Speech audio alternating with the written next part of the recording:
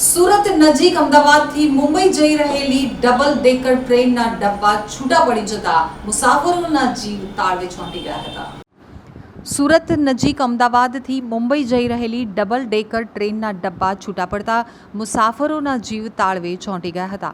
Ahmedabad double decker train મુસાફરોથી ભરેલી હતી તે દરમિયાન આ ઘટના બની હતી.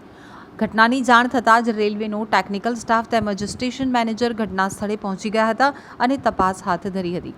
તો મુસાફરો ટ્રેનમાંથી નીચે ઉતરી ગયા હતા અને અમદાવાદથી મુંબઈ તરફ જતી ટ્રેન અને ગોઠણ તેમજ કુર્સદ વચ્ચે ડબ્બા છૂટા પડ્યા હતા.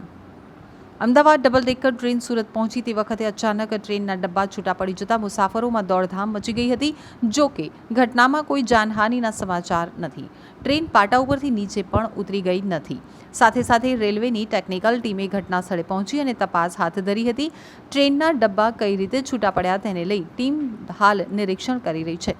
સાથે સાથે હાલ આ ટ્રેનને રોકવામાં આવી રહી છે.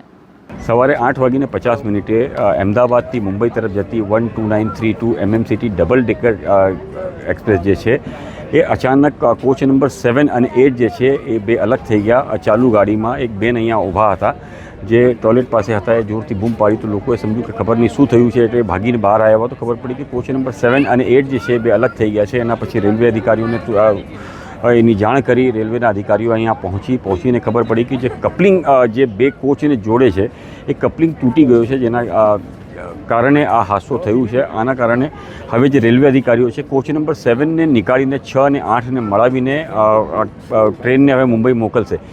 આ પૂરી ઘટના માટે જે લોકો છે બહુ ગભરાયેલા છે. આપણે ઈશ્વરની કૃપા જ માની શકીએ કે આ એક બહુ મોટી ઘટના હતી જે આજે ડિરેલ અગર થાત તો લગભગ બહુ મોટું નુકસાન થાત. ઈશ્વરે માં કૃપા કરી છે.